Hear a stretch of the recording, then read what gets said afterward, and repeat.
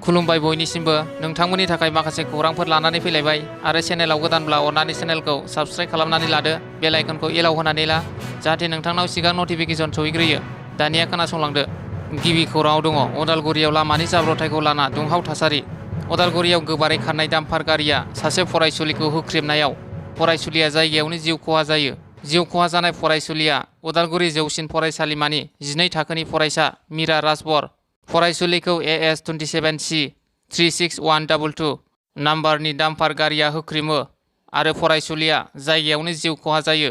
जाथाय खालामनायनि उनाव गारि सालायग्राया खारखुमालाङो। बे जाथायनि सायाव फरायसालिमानि फरायसाफोरा थार बिजिरनाय नागिरनानै राजा लामायाव गोख्रों खुद्रिसारनाय हानजा सुरनाय आरो धरना हाबाफारिबो लायो।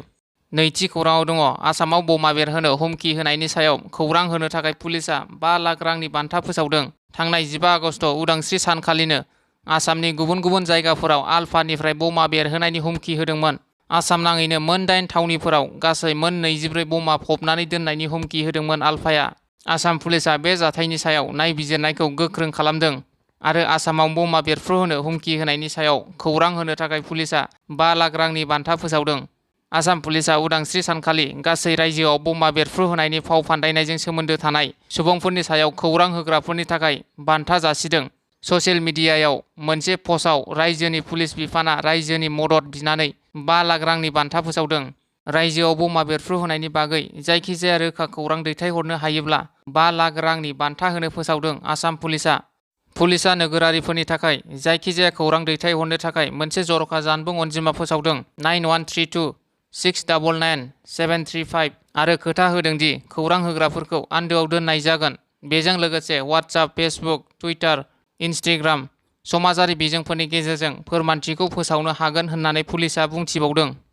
थामथि खौराङाव दङ थाखो 10नि फरायसुलिया गोब्राब बेरामजों भुगिनांनानै दङ। बाक्सा जिल्ला गबर्धना पुलिस थानानि सिङाव थानाय बोरसि दैमा बारनाय आइलाभिउ बाजार साखाथि अक्सिगुरि रिजार्भ बान्दुगुरि गामिनि आला कसारिनि उन्दैसिन फिसाजो थाखो 10आव फरायनाय 15 बोसोर बैसोनि निजोरा कसारिया थांनाय दान मोनसेनिफ्रायनो गोब्राब बेरामाव गोग्लैनानै दङ। लोगोसे बिफायाबो जब्रा जाना दं। न'खरनिफ्राय जेसेबां हागौ मोसौ बोरमा फाननानै निजोराखौ न'खरनि सुबुंफोरा डक्टरनो दिन्थिबाय। नाथाय न'खरनि रांखान्थियारि हालोदा जोबोद गाज्रियाव गोग्लैनानै न'खरनि सोद्रोमाफोरा राहा गोथे जानानै आन्दायनानै दङ। लोगोसे निजोरा कसारिया मोसानाय मुसुरनाय बायदिफोरावबो आखा फाखामोन। बेनिखायनो रायजो राजाफोरजों लोगोसे बिटिआर सरकारनि फारसेबो बेरामजों भुगिनानै थानाय उन्दै फरायसुलि निजोरा कसारिखौ गोजौ थाखोनि फाहामथाय होनो थाखाय राङारि मदद मोनगोनखौ मिजिंथिदों दुखुथिया न'खरा। राङारि अनसुंथाइ हरनो गोसो जानाय सुबुंफोरा निजोरा कसारिनि बिब' मैनाथि बसुमतारिनि 6002846609 बे फन पे नाम्बाराव नङाबा QR क'ड स्केनारनि गेजेरजों मदद हरनो हागोन। ब्रैथि खौराङाव दङ कलकातायाव डक्टर मौमिताखौ बुथारनायनि बेरेखायै क'क्राझार बिगियान फरायसालिमानि फरायसा आरो स्टाफफोरा खुद्रिसारनाय दिन्थिफुंदों। कलकातानि आर.जि. कार मेडिकेल कलेज आरो देहा फाहामसालियाव खामानि मावग्रा डक्टर मौमिता देबनाथखौ खास्रि बिस्रि बुथारनायनि बेरेखायै मैया क'क्राझार बिगियान फरायसालिमानि फरायसाफोरजों लोगोसे स्टाफफोरा गोख्रों फिनजाथाय फोरमायदों आरो थार बिजिरनाय मोननांगौनि दाबिजों फरायसालिमानि लांगोनायाव खुद्रिसारनाय दिन्थिफुंदों। बेजों लोगोसे दिखियाजुलियावबो बेनि हेंथायै गोख्रों खुद्रिसारनाय दिन्थिफुंदों। कलकातायाव सासे आइजो डक्टरखौ खास्रि बिस्रि जिनाहारि खालामनानै बुथारनाय जाथायनि बेरेखायै मैया दिखियाजुलियाव मोनसे हेंथा हानजा सुरनाय हाबाफारि लादों। बे हाबाफारिखौ विश्व हिन्दु परिषद, दुर्गा बाहिनी नर्थ इस्ट फ्रन्टियार आरो आइजो फर्स आसाम गरखा सन्मिलननि जुथायै बानजायनायाव गोख्रों खुद्रिसारनाय दिन्थिफुंदों। बाथि खौराङाव दङ गसाइगावनि सराइबिलाव डेभेलपमेन्ट अफ हिस्टरिक संकस बाथौ खेराइसालि लटारि खेला कमिटिनि खौरांगिरि मेल। गसाइगावनि भारत भुटान सिमा ओनसोल चौधुरीघाटआव थानाय जारिमिनारि संकस खेराइसालिखौ जौगाखांहोनो थांखिजों डेभेलपमेन्ट अफ हिस्टरिक संकस बाथौ खेराइसालिनि बानजायनायाव सोलिफु आगस्ट दाननि 30 खालाराव मोनसे लटारि खेला खुंफुंनो थांगासिनो दङ। बे लटारि खेलानि बेसेना 100 रांल'। बेजोंनो नोंथाङा खाफालाव थायोब्ला टाटा आल्ट्रा बास, महिन्द्र थार, स्कर्पिय' बायदि गासै गं 14 बेसेन गोसा गारिफोरनि बिगोमा जानो हानायनि सुबिदाखौ मोननो हागोन। बेनि थाखायनो 9678891604 आरो गुबुन मोनसेबाव 8011199552 आरो गुबुन मोनसेबाव 8011200990 मबाइल नाम्बाराव फन हरनानै थाबैनो बे लटारिखौ लानो खावलायदों लटारि खुंफुं आफादनिफ्राय। 6थि खौराङाव दङ बिटिआरनि मावफुं सोद्रोमा रेवरेवा नार्जिहारिनि हेंथायै फैला जे बरगयारिनि फिनजाथाय। बिटिआर सरकारा बबेबा बिथिङाव फेलें जानो गोनां जादोंब्ला बेनि दायनिगिरिया रेवरेवा नार्जिहारियाबो जागोन। थांनाय बावैसो सान सिगां क'क्राझार जिल्लानि रामफलबिलाव बिटिआरनि मावफुं सोद्रोमा रेवरेवा नार्जिहारिया प्रमद बर' सरकारनि सायाव बुंनाय बाथ्राफोरनि सायाव फिनजाथाय होदों। बर'नि फेस्ला फावखुंगुर थामहिनबा मिरु इउपिपिएलनि नेहाथारि फैला जे बरगयारिया भिडिअनि गेजेरजों ससे खोनासंलांदो। बिथां जोंनि दानि बिटिआरनि EM मानगोनां रेवरेवा नार्जारि, दा बिथां सारखौ आङो पार्सनेलि खोब मोजां मोनो आरो मानबो होयो आरो बिथाङाबो आंखौ मोजां मोनो, अनो। दा जियानो जा गोलाव सम बिथाङा जोंनि जातीय संगठनाव थानानै माहारियारि आफादाव थानानै बर' हारि आरो समाजनि थाखाय गोबां खामानि मावबोबाय थादों। हारियाव आरो समाजाव बिथाङा गोबां बिहोमा होदों।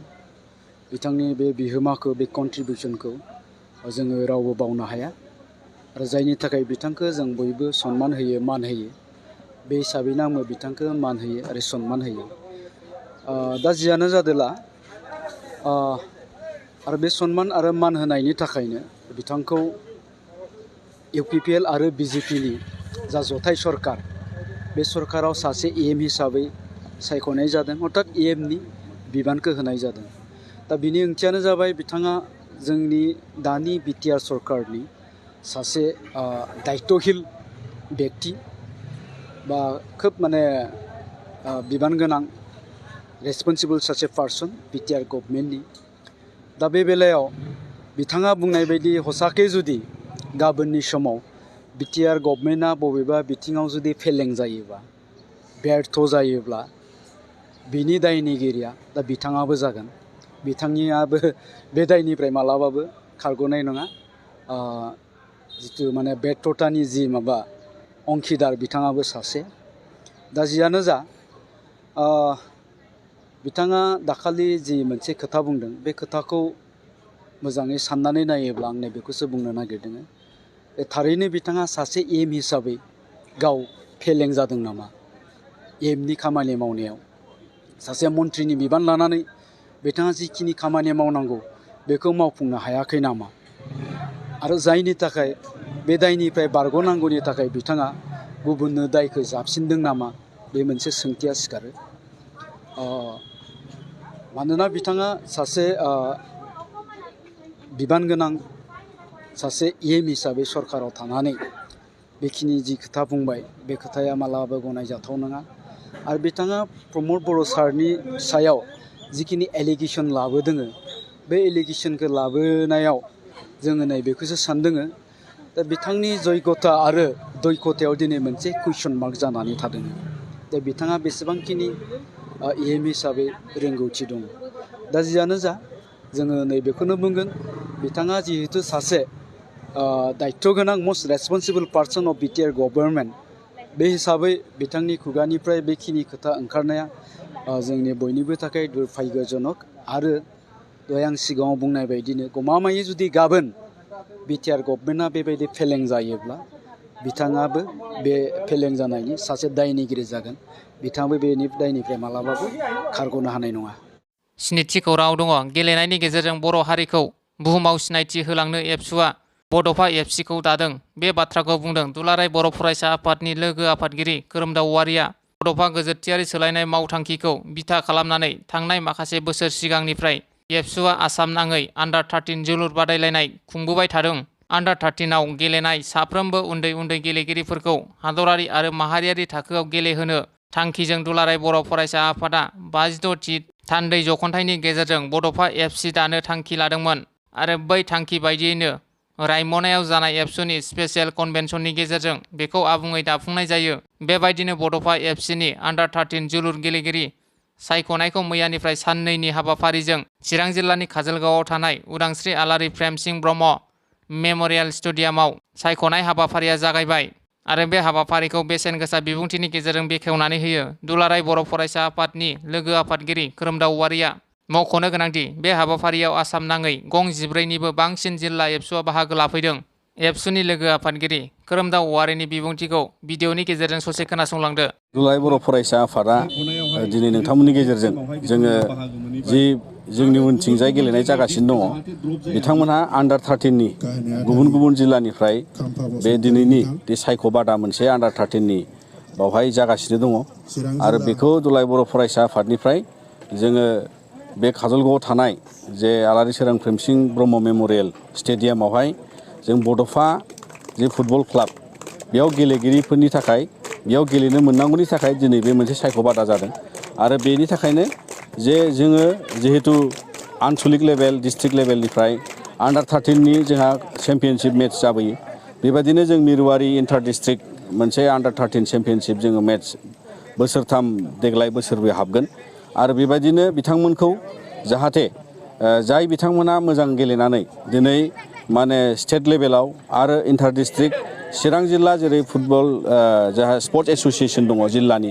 बेबायदिनो गुबुन गुबुन जिल्लानि दिनैहाय गुबुन गुबुन क्लाबफ्रा बेबायदि मोनसे लिग मेट्चआव गेलेयो सायख' मेट्चआव चेम्पियनशिपआव गेलेयो दा आन्डार 13 केटेगरिनि थाखाय जोङो मोनसे गनायथिजों दिनै बड'फा एफसि मुङै मोनसे क्लाब जे बड'फानि मुङै फुटबल क्लाब जेखौ जोङो दिनैहाय फसंबाय गायसनबाय आरो बे फुटबल क्लाबाव दिनै आन्डार 13 केटेगरिनि गिबि गेलेनो मोननांगौनि थाखाय गेलेनायनि थाखाय दिनैहाय गेलेगिरि बेवहाय सायख'नाय मोनसे बादा जागासिनो आरो बियो बिथांमोनखौ लानानै जाय बिथांमोना सायख'जागोन आरो इयुन समाव बिथांमोना गुबुन गुबुन केटेगरिनि प्लेयाराव बैसो जानाय लोगो लोगो बेवहाय बाहागो लानांगौनि थाखाय बिथांमोनखौ जोङो थाम थिम खालामगोन आरो गासै सुजुग आरो सुबिदाखौ लानानै बिथांमोनहा गेलेनायनि खाबुखौ मोनफ्रोमबो केटेगरियाव जाहाथे उन समाव मोनलाङो आरो साफा साफा राफोद गेलेगिरि जानांगौनि थाखाय आरो नेशनेल लेभेलसिमाव गनायथि मोननांगौनि थाखाय एबा बैसो अनुजायै बिथांमोनहा आन्डार 13नि उनाव आन्डार 15 आरो बिनि उनाव आन्डार 17 आरो बिनि उनाव सिनियर टिम बायदि बिथांमोना गुबुन गुबुन बाहागोआव जायगा मोनहैनांगौनि थाखाय जोङो बेबादि मोनसे थाम थिम खालामगोन आरो मिजिंथिदों जोङो गासै लाइमोनफोरखौ आरो फरायसाफोरखौ लानानै बेबादि मोनसे थुलुंगानायनि हाबाफारिजों गोग्गो समाज दानायाव गेलेनाय फारसे गेबेङै गुवार लेभेलसिमाव फुटबलजोंनो लोगोसे गासै हौवासा आरो हिन्जावसाखौ जोङो माब्रैबा मोननैबो बाहागोखौ जोङो मटिभेट खालायनानै बेबादि टिम माने गायसनलांनो नाजादों मानोना दिनै मुलुगाव आरो पृथिबियाव फुटबलजों माने मुंदांखा जानांगौनि थाखाय गावबागाव जिउ राहा लामा दानांगौनि थाखाय बे मोनसे खाबु आरो गेलेनायावनो दिनै बिथांमोनहा गुबुन गुबुन साख्रि मोननाय आरो बायदि बिथिङाव बिथांमोना गावनि गनायथिखौ लानानै दावगालांनो हायो आरो बिनि थाखाय बेखौ गुवार बाहागोआव दुलाराय बर' फरायसा आफादा जोङो बे बड'फा एफसिनि गेजेरजों गासैबो फुटबलनि जि गोनांथि दङ बिथांमोना सोलोंनांगौनि थाखाय देहाखौ थिग लाखिनांगौनि थाखाय जौ जुवा थांखु बिरि सिगारेटनिफ्राय गोजानाव थानांगौनि थाखाय बे जोंनिफ्राय अरायसम बे मोनसे मेसेज जागोन मानोना गुबुन गुबुन गेलेनो लुबैनाय फोथारनि बाहेरायाव थानाय लाइमोनफ्राबो बेफोरबादि माने फेग्रा मुवानिफ्राय गोजानाव थाथारनांगौ मानोना सासे सुबुङा गेलेनायजों फरायनायजों आरो गुबुन गुबुन खामानि मावनानै जिउआव साक्सेसफुल जानो जाफुंसार जानो नाजायो आरो बिनि थाखाय दिनै बे मोनसे जोंनि बड'फा एफसिआ नेरसोन हिसाबै जोङो बेखौ मोनसे गायसननाय बर' माहारिनि गेजेराव जों नाजालांगोन आरो बिनि दारैनो बड'फानि गेरेमसा हारि दानायाव गेलेनायनि गेजेरजों मोनसे बाहागोआव सुबुं धोननि आंखालखौ सुफुंनो थाखाय नाजानाया बे जोंनि मोनसे दिनैनि हाबाफारि आरो बेखौ लानानै नोंथांमोननि गेजेरजों जों फोरमायनो मोननानै गोजोनो। दिनै जोङो बेवहाय नियम बादियैहाय जोंहा बेवहाय मोननै टिमनि हान्जा जानायसे जोङो बेवहाय गेलेगिरिखौ सायख'नांगौ मानोना मोनसे क्लाबाव जोङो जिहेतु माने टिम अनुजायै बेवहाय साबस्टिटिउटखौ लाफानानै जि गोनांथिनि प्लेयार बेवहाय दङ जोङो 22 सा प्लेयार बेबायदि सायख'नाय बेवहाय माखासे थिरांथा लागोन आरो गेलेगिरिनि जे साननैनि जिहेतु हाबाफारि बेवहाय जिबादि बिथांमोनहा मोजां गेलेगिरि फैगोन गुबुन गुबुन बाहागोआव गेलेग्रा फैगोन आरो बिथांमोनखौ लानानै बेबादि टिमनि सेलेक्सनजों लोगोसे जाहाथे गोनांसे एबा नांनायसेबां बिथांमोन बयखौबो दिनै बे क्लाबावहाय